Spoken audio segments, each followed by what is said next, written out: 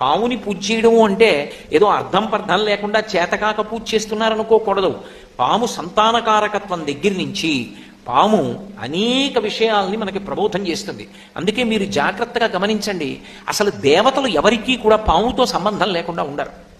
శ్రీ మహావిష్ణువు ఆదిశేషుడి మీద పడుకుంటాడు, పరమశివుడు నాగాభరణుడై మెడలో పాములు వేసుకుంటాడు, చేతులకి కూడా పాములు కంకణాలుగా పెట్టుకుంటాడు. అసలు విఘ్నేశ్వరుడు నాగ యజ్ఞోపవీతం వేసుకుంటాడు, పామునే యజ్ఞోపవీతంగా వేసుకుంటాడు. శ్రీకృష్ణ భగవానుడు కాళీయమర్దనంలో ఆయనకి ఏ రంగస్థలం పనికి రాలేదు. ఆయన కాళీని యొక్క పడగల మీద తాండవం చేశాడు. మీరు ఎక్కడ చూడండి, చివరికి సహస్రారమని పాము పడగలు ఎలా ఉంటాయో శ్రీ విద్యా సంప్రదాయంలో ఆ సహస్రారమును చేరుకున్నప్పుడు అలా ఉంటుంది అని.